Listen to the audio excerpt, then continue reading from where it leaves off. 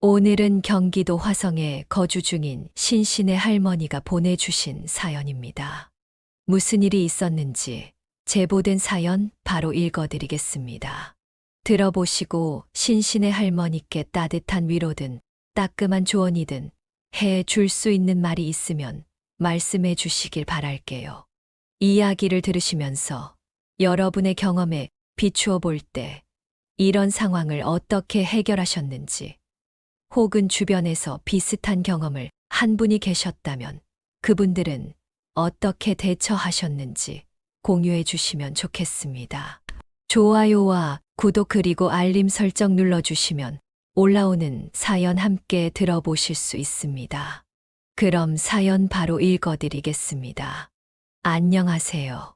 누구나 가슴 아픈 상처가 있고 말 못할 사정이 있죠. 저에게도 그런 사연이 있습니다. 오랫동안 제 마음속에 묻어두었던 이야기를 이제 여러분과 나누려고 합니다. 이렇게 하면 제 마음속 상처가 조금은 치유될 수 있을지 모르겠다는 생각이 들어 이 사연을 보내게 되었습니다. 저와 비슷한 연배의 어머님, 아버님들은 많은 공감을 하실 것 같아요. 옛말에 자식 새끼를 키워봤자 아무 소용없다는 말이 있잖아요. 저는 정말 이 말이 남들 얘기인 줄 알았습니다. 하지만 평생 힘들게 키워온 하나밖에 없는 아들에게 제대로 뒤통수를 맞으면서 하루하루가 지옥 같고 괴롭기만 합니다. 이런 상황에서 여러분은 어떤 결정을 내리실지 참으로 궁금합니다.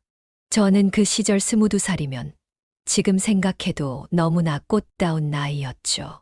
그렇게 아무것도 모르는 어린 나이에 성실한 남편을 만나 서울 외곽의 신혼집 살림을 차렸습니다. 당시에는 가난하지 않은 사람을 찾기가 힘들 정도로 참 어려운 시기였어요. 그래서 좀도둑도 많았고 사람 사이에 정도 많았죠. 남편은 볼펜 공장에서 하루 종일 일하면서도 일요일마다 한강 백사장에 나가 음료수를 팔았습니다. 찢어지게 가난했지만 남편은 처자식을 먹여 살리기 위해 정말 부지런하게 살았어요. 아들에게는 이 가난을 물려주고 싶지 않다며 8살짜리 어린 아들한테 공부를 열심히 해야 한다는 말을 늘 입버릇처럼 했습니다. 남편이 하도 세뇌를 해서인지 아이는 꼭 훌륭한 의사가 돼서 엄마 아빠 호강시켜 주겠다며 참으로 공부를 열심히 하더군요. 믿기시나요? 8살짜리가 친구들은 밖에서 소꿉장난하고 놀 때 우리 아들은 책상 앞에 앉아 공부했다는 사실을. 우리 아들은 꼬물거리는 손으로 숫자와 글자를 열심히 썼고 남편은 그런 아들을 흐뭇하게 바라보곤 했습니다. 하지만 남편은 그렇게 빨리 지나간다던 시간을 누려보지 못하고 세상을 떠나고 말았죠. 여느 때처럼 공장에서 열심히 일을 하던 남편은 심장마비로 쓰러져 버렸고 눈 한 번 뜨지 못하고 영원히 저를 떠나고 말았습니다. 남편을 그렇게 허망하게 떠나보내고 난 뒤 저는 슬픔보다는 앞으로의 살 길이 더 막막했습니다. 그때 제 나이가 정확히 30이었거든요. 나이 30에 과부가 되니 참 힘든 일들이 많았습니다. 젊은 나이에 혼자가 되니 세상엔 정말 별의별 사람들이 다 있더군요. 돈 많은 노인네가 한 달에 얼마 줄 테니 자기한테 시집 오라고 유혹하는 사람도 있었고 양아치들이 찝적대는 경우도 많았습니다. 하지만 저는 모든 제안을 거부하고 오직 우리 아들 하나만 바라보고 살기로 결심했습니다. 저만큼이나 아들이 받은 상처도 컸을 테니까요.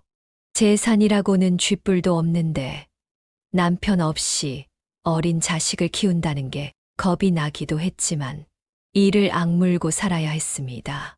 무슨 일이 있어도 우리 기철이를 훌륭하게 키우고 싶었거든요. 저는 처음에 식당에서 설거지하는 일부터 시작했습니다. 하루 종일 앉아서 불판 닦고 기름기 묻은 접시를 설거지하는 게 보통 일이 아니었어요. 허리가 끊어질 것 같고 나중에는 현기증까지 나기 시작하더군요. 그래도 저는 이를 악물고 버텼습니다. 학교에서 열심히 공부하는 우리 아들을 생각하며 이겨내려고 했었죠. 하지만 세상은 그리 호락호락한 곳이 아니었습니다. 어느 날 식당에서 설거지를 끝내고 퇴근하려고 하는데 사장님이 맥주 한 잔 먹고 가라고 하더군요. 저는 일찍 가봐야 한다며 발걸음을 재촉했지만 술에 취한 사장님은 강제로 저를 막아섰어요. 이대로 가면 해고야, 해고! 내일부터 나올 생각하지 말라고! 사장님이 협박하듯 말했죠. 저는 사장님, 지금 어린아들이 집에서 혼자 기다리고 있어서요. 가서 밥 챙겨줘야 되고 집안일도 해야 되고 할 일이 많습니다. 죄송해요. 라고 간곡히 부탁했지만 사장님은 계속해서 저를 붙잡고 있었습니다. 바로 그때 사모님이 갑자기 들이닥쳐서는 다짜고짜 제 머리채를 잡기 시작하더군요. 이유도 없이 한동안 머리채를 잡히고 질질 끌려다녀야만 했습니다. 알고 보니 사모님이 오해를 하신 거였어요. 저를 여우라고 생각했나 보더라고요. 정말 억울했어요. 사장님이 평소에 잘해주셔서 저는 그에 맞게 응답했을 뿐이었는데 사모님은 색안경을 끼고 저를 보셨던 거죠. 결국 나중에 사과를 받긴 했지만 차마 그 식당에서는 일을 못하겠더군요. 그 이후 저는 건물 청소, 명함 돌리기, 우유 배달, 나중에는 파출부 일까지 하게 되었죠. 주위에서는 아직 젊으니 좋은 남자 만나 재혼하라고 말했지만 제게는 오직 돈이 목표였어요. 아들을 의대 보내려면 많은 돈이 필요한 게 분명했거든요. 남편 없이 아이를 키우며 살아가는 일은 정말 쉽지 않았지만 일찍 철이 든 아들은 항상 제가 일을 다녀오면 등을 마사지해주고 발도 주물러 주면서 엄마, 나중에 제가 돌아가신 아버지 노릇까지 다 할게요. 그러니 지금 힘들더라도 조금만 버텨주세요. 제가 꼭 엄마 호강시켜 드릴게요. 대한민국 최고의 엄마로 만들어 드릴게요. 이렇게 말하며 제게 큰 힘이 되어 주었죠. 아들이 그렇게 말하는데 힘을 내지 않는 어미가 세상 천지 어디 있겠습니까? 제게는 하나밖에 없는 아들이 자랑이자 유일한 버팀목이었습니다. 고달픈 시간도 다 지나가고 어느새 아들은 대학에 갈 나이가 되어 의대에 진학하게 되었습니다. 의대 합격 소식을 들었을 때 저는 벅차오르는 감정을 참지 못하고 눈물을 쏟았습니다. 그동안의 고생이 바로 이 순간을 위한 것이라는 생각이 들었습니다. 남편이 이 소식을 들었으면 얼마나 기뻐했을까요? 우리 아들이 분명 훌륭한 사람이 될 것이라고 굳게 믿었던 남편은 하늘에서 덩실덩실 춤을 추고 있었을 겁니다. 아들은 틈틈이 아르바이트를 하며 스스로 등록금을 벌고 밤낮을 가리지 않고 더 열심히 공부했습니다. 저는 아들이 다른 친구들처럼 연애도 하고 취미생활도 하길 바랐지만 아들은 그런 건 자기에게 사치라며 남들 놀 때 더 열심히 해야 원하는 걸 이룰 수 있다며 부단히 노력했습니다. 결국 아들은 그토록 원하던 의사 면허 시험까지 합격할 수 있었습니다. 진짜 의사가 된 우리 아들이 얼마나 자랑스럽고 기특한지 저는 그 순간만으로도 여한이 없을 만큼 행복했습니다. 이제 고단했던 제 인생도 행복한 일만 가득할 것 같다는 생각이 들었죠. 의사가 된 아들은 항상 저를 걱정해주고 챙겨주었습니다. 엄마, 요새 어디 아픈 데 없어요? 아픈데? 글쎄, 딱히 많이 아픈 데는 없는 것 같은데. 그래도 엄마 나이 땐 안심하면 안 돼요. 미리미리 병원 다니면서 피 검사도 하고 대변 검사 같은 것도 하면서 만성질환 같은 거 미리 발견해야죠. 제가 병원에 말해둘 테니까 이번에 꼭 들르세요. 그래, 괜히 내가 패 끼치는 거 아니니? 아니에요, 엄마. 아들이 의사인데 이 정도 능력은 충분히 있어요. 그러니까 걱정 말고 오세요. 전 이렇게 아들 덕분에 이런저런 검사를 받으며 건강을 관리할 수 있었습니다. 의사 아들을 둔 덕택에 평생 경험해보지 못한 호사를 누렸습니다. 어디 그뿐입니까? 의사가 된 아들은 수입도 넉넉해졌고, 자신이 생활비도 되고, 엄마 용돈도 드릴 테니 일을 그만두라고 성하였습니다. 의사 아들을 둔 엄마가 고생하면 남들이 다 욕한다면서 말이죠. 전 괜스러운 생각이 들어 하던 일을 계속하려고 했지만 아들이 한사코 말리는 바람에 일을 그만두고 집에서 쉬게 됐죠. 아들은 꼬박꼬박 돈을 가져다 주면서 이제 엄마 하고 싶은 거 다 하면서 살라고 하더군요. 그 말 한마디가 지난 고달픈 제 인생을 위로해 주는 것 같아서 눈물이 절로 나오더군요. 남편 생각도 참 많이 났습니다. 우리 아들이 틀림없이 훌륭한 사람이 될 거라고 믿었던 남편이 있는데 흰 가운을 입은 아들 모습을 봤으면 정말 좋아했을 겁니다. 이제 고생은 다 끝났다고 생각했습니다. 성공한 효자 아들이 든든하게 절 지켜주고 있었으니까요. 남은 바람이 있다면 우리 아들이 좋은 여자를 만나 가정도 이루고 손주도 키우면서 사는 걸 보는 것뿐이었죠. 그러나 제 희망과는 다르게 아들은 여자에는 도통 관심이 없어 보였습니다. 의사가 된 아들을 둔 엄마에게 얼마나 많은 중매가 들어오겠어요. 심지어 제가 살던 주인집에서도 우리 아들이 마음에 쏙 든다며 제 조카와 만나보게 하자고 절 귀찮게 할 정도였으니까요. 하지만 제가 아무리 아들을 타일러 봐도 아들은 고개를 저었어요.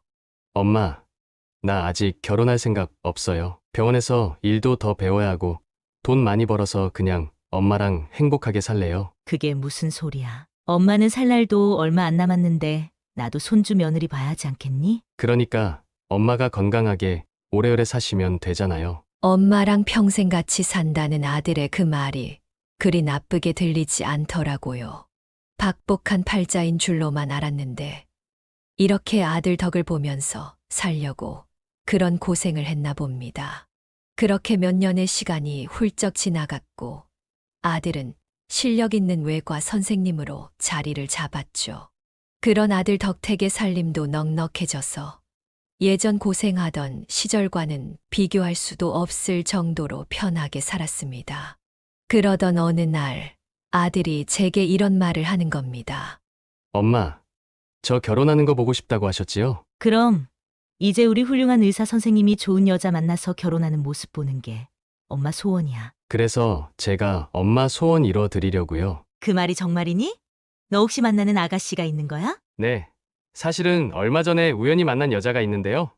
사람이 너무 괜찮아요. 이런 친구라면 결혼을 해도 괜찮을 것 같다는 생각이 들어서요. 그래?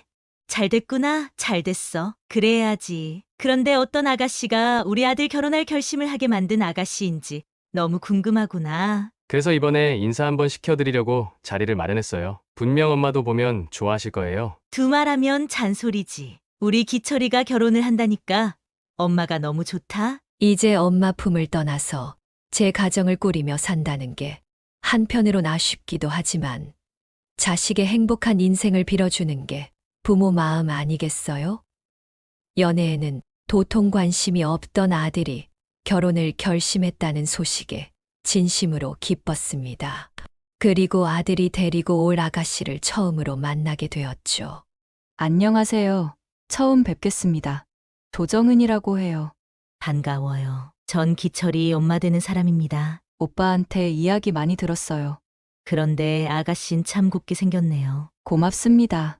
그리고 말씀 편하게 하세요. 어차피 며느리 될 사람인데 너무 존대하면 제가 불편해요. 그래요. 그럼 편하게 할게요. 뭐랄까요. 아들이 데리고 온 아가씨는 제 생각과는 매우 다른 타입이었어요. 저도 모르게 여성스럽고 조신한 며느리감을 상상했나 봅니다.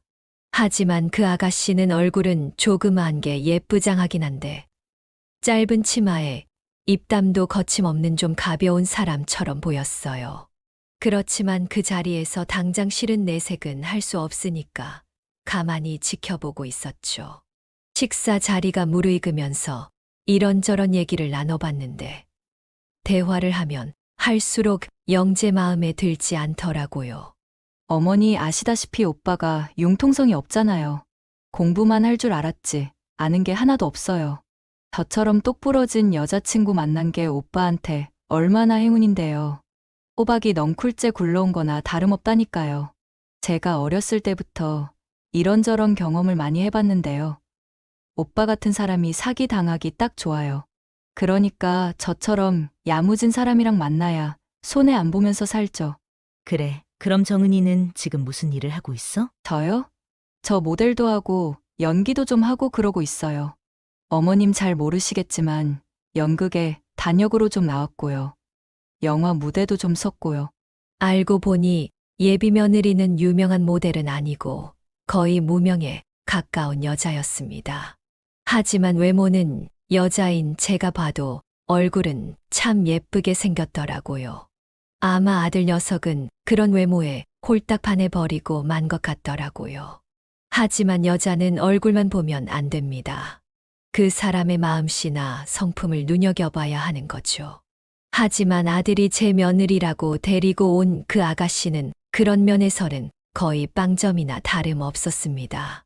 첫 만남부터 예의에 어긋난 복장과 말버릇, 그리고 예비 시어머니를 만나는 자리에 집중하지 못하고 부산을 떠는 모습도 그랬고요. 본인이 예쁘다는 걸 뽐내며 마치 제 아들을 만나주는 게 큰 선심이라도 쓰는 것처럼 말하는 것도 마음에 들지 않았습니다. 한마디로 인성이 좀 모자라다고 할까요? 계속 마음에 들지 않는 행동만 골라서 하니 저는 그 자리가 가시방석에 앉은 것처럼 불편하기만 했습니다. 우리 착한 아들이 어쩌다가 이런 아가씨를 만나 결혼하겠다고 마음을 먹은 건지 속이 꽉 얹힌 것처럼 답답하기만 했습니다. 그 어색한 자리가 겨우 끝나고 전 집에 돌아온 아들에게 물었습니다. 기철아, 그 아가씨 만난 지가 얼마나 됐다고 했지? 이제 4개월 조금 넘었어요. 엄마 보긴 어때요? 참 예쁘게 생겼죠? 그래, 뭐 어여쁜 아가씨긴 하더라. 그런데 기철아, 우선 너희들 만난 지 얼마 안 됐으니까 좀 더 만나보고 결혼을 결정하는 게 어떻겠니? 왜요? 엄마, 혹시 정은이가 마음에 안 드세요? 솔직히 엄마 마음에 꼭 드는 사람은 아니더라. 예의에 어긋나는 복장이나 말투를 보니까 좀 철이 없어 보이기도 하고. 정은이가 모델 생활을 오래 해서 그래요. 모델들은 자기 매력을 어필해야 되는 직업이잖아요. 그래서 더 좋은데 다른 여자랑 달리 내숭도 없이 시원시원하고 자신의 감정에 솔직하기도 하고요. 그렇긴 한데 어쨌든 연애와 결혼은 많이 다르니까. 결혼 상대자는 한 번 결정하면 되돌리기가 쉽지 않잖니. 그러니까 더 신중하게 생각해야지. 결혼은 너무 서두르지 말고 그 아가씨 좀 더 진득하게 만나보면서 어떤 사람인지 더 알아보는 게 어떻겠니? 엄마도 참 제가 사람 보는 눈이 그렇게 없을까 봐서요. 정은이가 첫 만남부터 통통 튀니까 엄마 눈에는 좀 그렇게 보인 거예요. 정은이가 얼마나 착하고 심성이 고운데요. 엄마야말로 정은이를 더 겪어보면 확실히 아실 거예요. 그래. 아무튼 저희는 올해 안에 결혼하기로 이미 약속했어요. 그러니까 엄마도 기쁘게 허락해 주세요. 네가 그렇게 하기로 했다면야 뭐 할 수 없지만. 아들이 인생인데 제가 감나라배 놔라 할 수 있는 노릇은 아니었으니까요. 아들 말대로 제가 색안경을 끼고 보는 걸 수도 있다는 생각이 들었습니다. 제 며느리감으로는 눈에 차지 않았지만 아들 눈에는 멋진 아내로 보였을지도 모르니까요. 저는 그렇게 마음을 고쳐먹고 두 사람의 결혼을 허락했어요. 그렇게 그해 가을 아들이 결혼을 했고 저는 아들의 새로운 인생이 무탈 없이 행복하길 빌고 또 빌었습니다. 처음에 두 사람은 잘 사는 것처럼 보였어요. 아들에게 찰싹 달라붙어서 애교도 부리는 며느리가 한편으로는 어여쁘게도 보였고요. 그리고 제게도 어머니, 어머니 하면서 살갑게 잘했습니다. 어머니, 저희 왔어요. 그래, 정은이랑 기철이 왔구나. 그런데 어머니, 파마하실 때가 된 것 같은데요. 머리가 너무 많이 풀렸네요. 그래? 그렇다니까요. 이따가 저랑 같이 미용실 갔다 와요.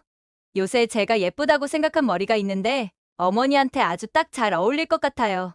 그래, 그럼 그래 볼까? 제잘거리는 산들바람처럼 성격이 밝고 발랄해서 아들 하나밖에 없던 제게 막내딸이 생긴 것 같은 기분도 들었어요. 살림 솜씨는 좀 덜했지만 이거저거 배우려는 모습이 예쁘게 보였죠.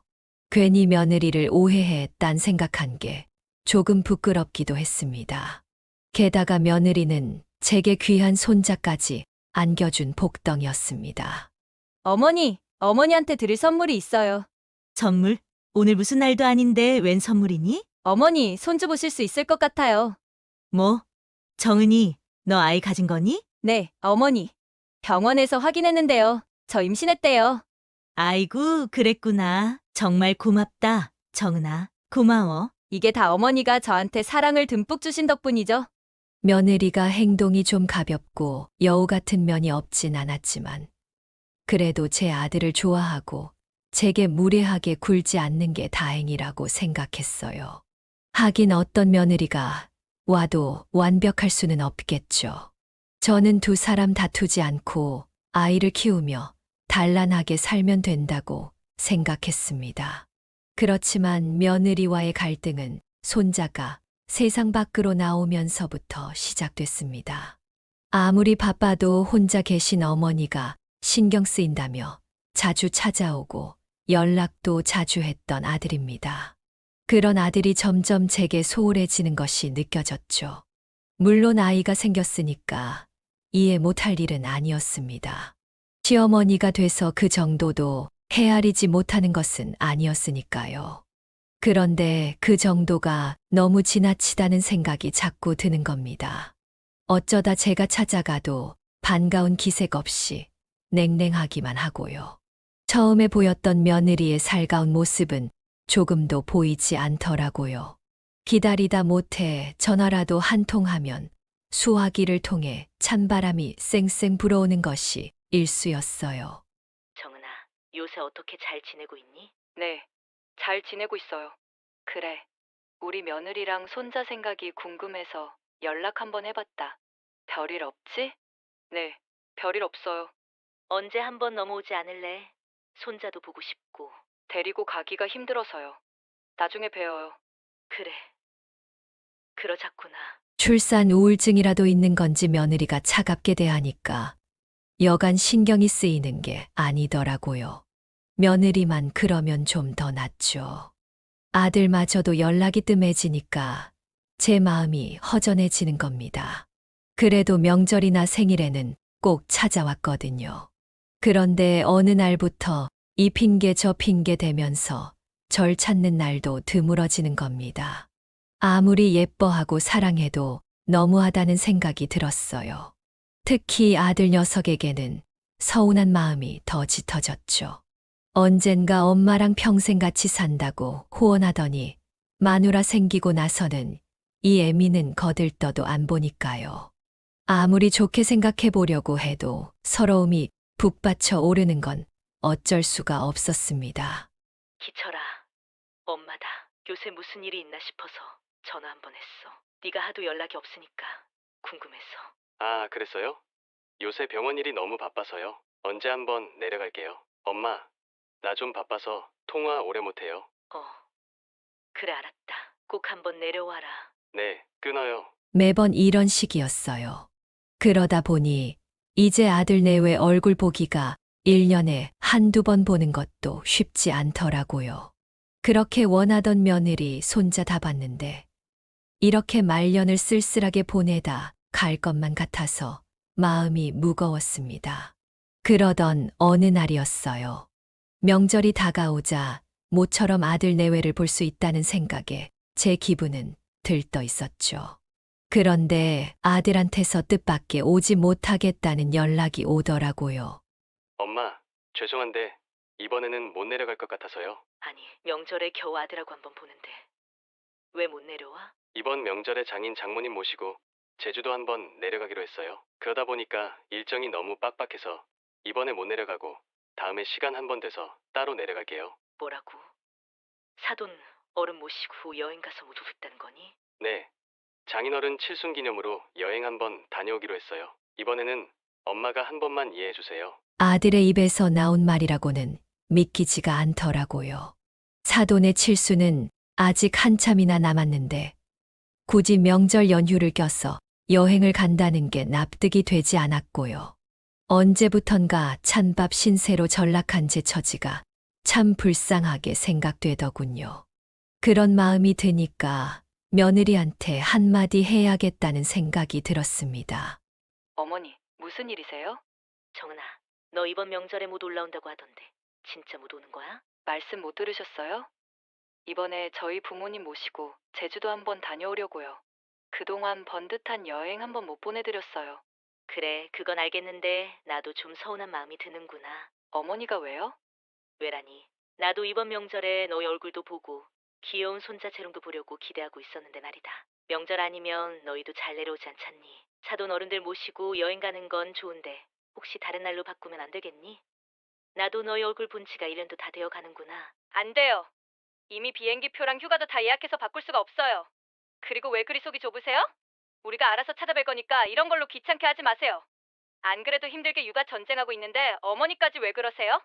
뭐, 너 말이 너무 심한 거 아니니? 어머니가 계획한 거 반복하게 만드니까 그러는 거죠. 저 바쁘니까 끊을게요. 들어가세요. 뭐, 아니 정은아. 며느리가 매정하게 전화를 끊어버리는데 속이 상해서 죽는 줄 알았습니다. 제가 이렇게까지 부탁을 하는데도 조금도 생각해보지 않더라고요. 대체 이게 무슨 경우가 있나 싶고 황당한 마음이 진정도 안 되고 기분이 영 찜찜했습니다. 그리고 1시간이나 지났을까요? 아들놈에게서 전화가 걸려 오더라고요. 전화를 받았더니 아들이 격앙된 목소리로 제게 막 뭐라고 하는 게 아니겠어요. 엄마, 왜 정은이한테 전화해서 잔소리하세요? 제가 못 내려간다고 미리 말씀드렸잖아요. 아니 그거 하나 이해 못해요? 기철아, 엄마는 그게 아니고. 집사람도 저 쉬는 날 겨우 일정 잡아서 여행 한번 가요. 그걸 엄마가 자꾸 뭐라 하니까 애가 스트레스 받아서 죽겠대요. 엄마는 그렇게 며느리 잡아서 속이 시원해요. 아니 얘가 정말 내가 언제 정은이를 잡았다고 그래? 그냥 일정을 변경하는 게 어렵냐고 물은 것뿐인데. 그 말이 그 말이잖아요. 제가 제주도 다녀와서 어머니 뵈러 갈게요. 정말 신경질나게 왜 그래요? 뭐, 너 말 다 했니? 아 됐어요. 됐어. 엄마가 자꾸 이러면 이번 명절만이 아니라 평생 못 내려갈지도 모르니까 그렇게 하세요. 흥분한 아들이 저한테 그렇게 소리 지르고는 전화를 툭 끊어버리는데 얼마나 제 마음이 아프던지요. 단 한 번도 제게 목소리를 높인 적이 없던 아들이 마치 딴 사람처럼 구는 모습이 참으로 적응이 되질 않는 겁니다. 이뿐만이 아니었어요. 1년에 한 번뿐인 제 생일날이었어요. 저는 아무리 바빠도 이날은 제게 와줄 거라고 믿었죠. 하지만 이날도 아들 부부는 제게 생일 선물을 주는 대신 큰 아픔을 선사하더군요. 생일 전날까지도 아들 부부의 전화를 기다렸는데 전화 한 통이 없더군요. 그래서 걱정되기도 해서 제가 먼저 전화를 걸었죠. 기철아, 요즘 무슨 일이니? 요새 왜 통전화가 없어? 걱정돼서 전화해봤다. 아, 엄마. 별일 없으시죠? 무슨 일로 전화하셨어요? 무슨 일이긴. 엄마가 아들한테 일이 있어야 전화하니? 그리고 내가 이 말까지는 안 하려고 했는데 내일 엄마 생일인데 전화 한 통도 없어서 전화해봤다. 좀 서운하구나. 에이, 엄마. 요즘 누가 일일이 생일을 챙겨요. 바빠 죽겠구만. 엄마는 아들이 열심히 잘 사는 모습이 엄마 생일 선물 아닌가요? 암튼 죄송해요. 나중에 찾아뵐게요. 뭐, 넌 네 처자식만 중요하고 이 애미는 눈에도 안 보이니? 엄마가 아픈 데는 없는지, 무슨 걱정은 없는지, 어떻게 지내는지 궁금하지도 않니? 그리고 저번에 온다고 하고 왜 한 번도 오지 않았어? 왜 네 마누라가 가기 싫대? 사실은 엄마 집에 가면 이상한 냄새 나고 위생상 애한테 안 좋다면서 자꾸 안 간다고 하네요. 그렇다고 영 안 갈 수도 없는 노릇이고요. 나중에 애가 좀 크면 그때 갈게요. 뭐, 너 말 다 했어? 저는 아들이 하는 말에 깜짝 놀랐습니다. 다른 이유도 아니고 냄새나고 더럽다고 저를 찾아오지 않는다니요. 제 집 주변에 공장이 있어서 냄새가 날 수 있다는 건 인정합니다. 그렇다고 안 온다는 게 말이 되는 소린가요? 그리고 아들 혼자 와서 잘 지내는지 들여다볼 수 있는 건데 며느리가 가기 싫다고 하니 자기도 안 온다니요. 그날 처음으로 아들에게 배신감이라는 걸 느낄 수 있었네요. 너무나도 변해버린 아들이 이제는 점점 낯설어지기 시작하더군요. 이렇게 아들에게 일방적으로 당하고 보니까 인생이 참 더섭게 느껴지는 겁니다. 차라리 이 모습을 보지 못한 남편이 다행이란 생각이 들 정도였어요. 저는 그날 서러움에 남편 사진을 붙들고 통곡을 하고 말았죠. 아무것도 모르는 사진 속 남편은 빙그레 웃기만 하는데 차라리 혀를 콱 깨물고 남편 곁으로 갈까 이런 생각도 했답니다. 이젠 다시는 아들 인생에 끼어들지 말아야겠다는 생각도 했어요. 제가 아이들 인생에 걸림돌이 된다면 그게 맞는 거겠죠. 그것이 부모의 역할이라면 마땅히 그렇게 하는 게 맞습니다. 그렇게 전 아들 며느리에게 일체 연락을 하지 않았습니다. 그런데 아들놈도 제게 연락을 하지 않더라고요. 내심 아들이 죄송하다며 사과를 할 거라고 기대했습니다. 하지만 제 생각은 큰 오산이었어요. 아들 내외와 전 무려 5년이라는 시간 동안 통화 한 번, 문자 한 번 주고받지 않고 살았습니다. 아니네요. 제가 중간에 한 번 먼저 연락한 적이 있었는데, 아들, 잘 살지? 이렇게 문자를 보내니 아들은 네, 이렇게 단답형으로 한 글자로 답장을 보내더군요. 2년 만에 연락했는데 잘 지내냐는 말도 없이 네 하고 끝이라니. 저는 결국 너무 자존심 상해서 그 이후로 어떤 연락도 하지 않았습니다. 제가 연락을 안 하니 아들, 며느리 모두 저를 없는 사람 취급하더군요. 참 서러웠습니다. 정말 죽고 싶을 정도로 가슴이 아프더군요. 마시지도 못하는 막걸리를 마시며 얼마나 울었는지 몰라요. 얼마나 가슴을 부여잡고 서럽게 울었는지 모릅니다. 나중에 알고 보니 아들이 왜 제게 연락을 안 한 줄 아시나요? 바로 그 모델하던 며느리 때문이었습니다. 제가 애들 신혼 초에 며느리한테 했던 잔소리가 마음에 담아 두고 있었나 보더라고요. 전 솔직히 잔소리라고 생각하지도 않았습니다.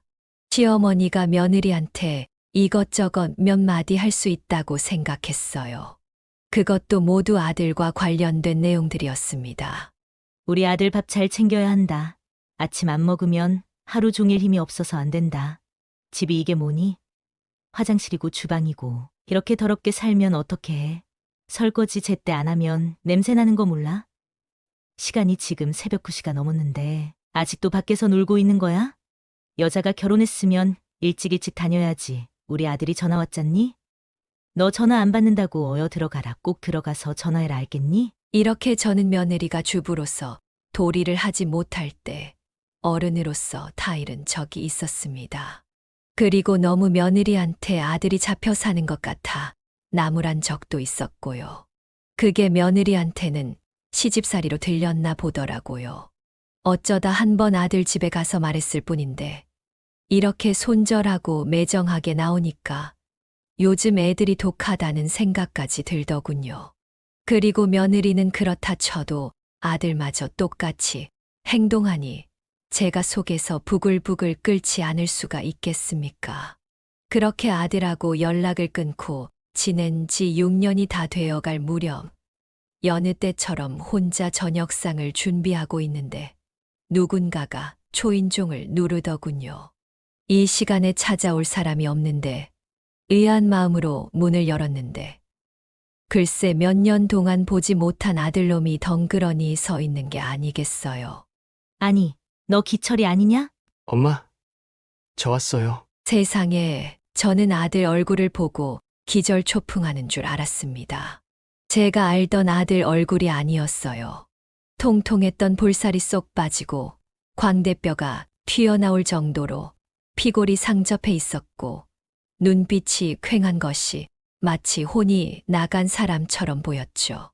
해가 삐쩍 말라서는 며칠이나 굶은 노숙자처럼 보이는 겁니다. 그리고 아들 옆에는 손주가 겁먹은 표정으로 바싹 붙어 있더군요. 네 꼴이 그게 뭐니? 네가 왜 이런 꼴로 여기로 온 거야? 정은이는? 정은이는 어쩌고? 엄마, 죄송해요. 제가 생각이 짧았습니다. 뭐, 대체 그게 무슨 말이야? 무슨 일이 있었어? 얼른 말해봐, 얼른! 심장이 터질 듯 뛰었습니다. 아들에게는 분명 무슨 일이 있었던 겁니다. 대체 며느리는 어딜 가고 아들과 손자만 거짓골을 하고 나타난 걸까요? 전 얼른 두 사람을 집으로 들였고 아들과 손자는 며칠은 굶은 것처럼 차려진 밥상에 몰두하더군요. 그 모습만 봐도 얘들이 어떻게 살았는지 짐작이 됐습니다. 겨우 숨을 넘긴 아들이 담담하게 풀어놓은 사연은 정말 기가 막혔습니다. 어느 날 며느리는 아들에게 성격 차이로 이혼을 요구했다고 합니다. 놀란 아들이 며느리에게 울고불고 매달리며 이혼만은 절대 안 된다고, 원하는 거 다 해줄 테니 제발 다시 생각해보라고 만류했답니다. 결국 별거 상태로 지내기로 한 아들과 며느리는 따로 지냈고요. 그동안 손자는 아들이 도우미까지 구해서 겨우 키운 모양이에요. 그러면서도 아들은 며느리에게 꼬박꼬박 생활비를 보냈고, 며느리는 그것도 모자라 집과 부동산 명의를 자신 앞으로 해달라는 요구를 했다는 겁니다. 그러면 이혼을 다시 생각해보겠다는 조건으로 말이죠. 그 말을 철석같이 믿은 아들은 며느리의 요구대로 재산을 전부 며느리 명의로 돌려주었고, 며느리가 쓰는 카드까지 꼬박꼬박 채워주었다는 거죠. 아무리 아들이 의사라지만 한계라는 게 있지 않겠습니까? 따로 직업까지 얻어서 나가며 며느리에게 매달 수백에 달하는 생활비도 감당해야 했고, 아들 키우는 육아비와 생활비도 책임져야 했고, 거기에다 며느리의 사치까지 해결해야 하니 아들이 오래 버틸 수 없는 건 당연했습니다. 견디다 못한 아들이 며느리에게 이제 돌아오라고 했지만 며느리는 요지부동이었다고 합니다. 아무래도 그런 며느리의 행동이 이상하게 느껴진 아들은 몰래 뒷조사를 했고 자신의 아내가 바람까지 피우고 있다는 사실을 알게 됐답니다. 그것도 모르고 성격 차이로만 이혼을 요구하는 줄 알았던 아들은 며느리 마음을 돌리기 위해 온갖 것을 다 내어주었으니 얼마나 분통이 터졌겠습니까? 하지만 이미 때는 늦고 말았습니다. 아들이 며느리를 찾아 따지려고 했을 땐 이미 며느리는 자취를 감추고 말았답니다. 며느리 앞으로 돌려줬던 모든 재산도 이미 처분한 뒤 없었고요. 아들 수중에는 빚만 잔뜩 남은 상태였고 아들은 그 충격의 의사생활도 잠시 접고 거의 폐인처럼 살다시피 했다는 겁니다. 손자와 극단적인 선택까지 하려고 했다면서 제 앞에서 피눈물을 흘리는데 얼마나 답답하던지요. 당장이라도 며느리 그년을 찾아서 요절을 내주고 싶었지만 제가 뒤늦게 그렇게 한들 무슨 소용이 있겠습니까?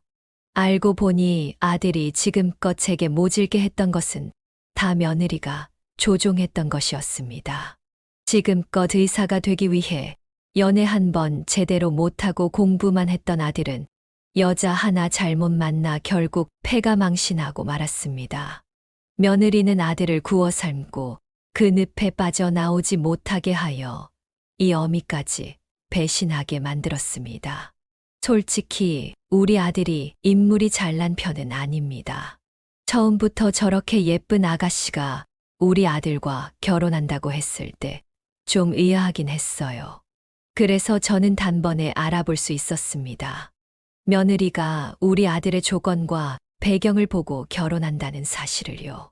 그래서 저는 그년을 탐탁지 않게 여겼던 것이었는데 우리 아들은 눈에 콩깍지가 씌어서 홀딱 넘어가고 말았습니다. 결국 며느리에게 제대로 뒤통수를 맞고 벼랑 끝에 몰린 아들이 찾아온 것은 결국 저희 집이었습니다. 아들 말을 다 듣고 나니 속이 찢어지는 것처럼 아팠습니다. 대체 이 며느리녀는 사람을 이렇게까지 망가뜨릴 수 있는 걸까요? 당장 제가 경찰에 신고하자고 했는데 이미 아들이 신고를 한 뒤였습니다. 경찰에서도 이 사건이 단순한 가정불화에 가깝고 아들이 모든 명의를 다 바꿔주고 살기로 한 이상 애매하다고 했다는 겁니다. 그 말에도 일리가 있죠. 자기 손으로 모든 걸 해주었으니 말입니다. 제 아들이지만 왜 이렇게 바보가 됐을까요? 아들은 공부만 잘하는 헛똑똑이로 다른 것은 아무것도 모르는 바보 멍청이었네요.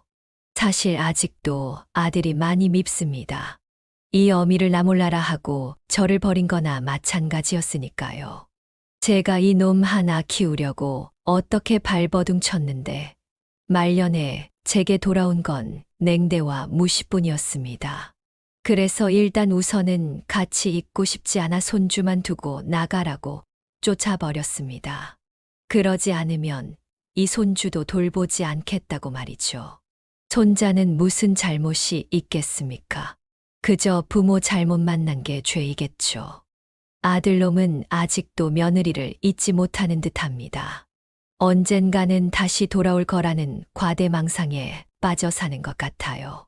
그래서 저도 고민이 많습니다. 아들은 오늘도 전화와서 며느리한테 연락 없었냐고 헛소리를 합니다.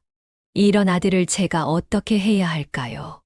옆에서 손주는 뭘 모르고 아주 예쁘게 자고 있네요. 부모 사랑 한창 받아야 할 나이에 이 할미 집에서 저렇게 불쌍하게 자고 있으니 제 가슴이 너무나 아픕니다. 이제 저도 여기서 마무리를 지어야 할 것 같습니다. 사람이 살다 보면 이런 일도 있고 저런 일도 있겠지만 제 박복한 팔자가 운명인가 봅니다. 어쩌겠어요. 받아들여야겠죠. 아들놈은 보기도 싫지만 한편으로는 걱정도 앞섭니다. 하루하루가 참 답답하기만 합니다. 긴 이야기 들어주셔서 감사합니다. 부디 애청자분들의 가정에는 늘 행복만 가득하길 빌겠습니다. 감사합니다. 여기까지가 신신의 할머니의 사연인데요. 여러분은 어떻게 들으셨나요? 여기에는 또 인생 선배님들이 많이 계시기에 혹시 이런 사연을 겪은 선배님들이 있나 해서 제보해 주셨다고 하네요. 여러분의 생각은 어떠신가요? 이 사연은 신신의 할머니가 보내주신 사연으로 사연자님의 입장에서 작성되어서 신신의 할머니님께 유리하게 작성되었을 수도 있습니다. 같이 댓글로 의견 나누어 보았으면 합니다. 신신의 할머니의 사연 영상이 주는 교훈이 유익하시다면 좋아요와 구독, 그리고 다른 지인에게 공유 부탁드리며 저는 그럼 다음 사연에서 뵙겠습니다.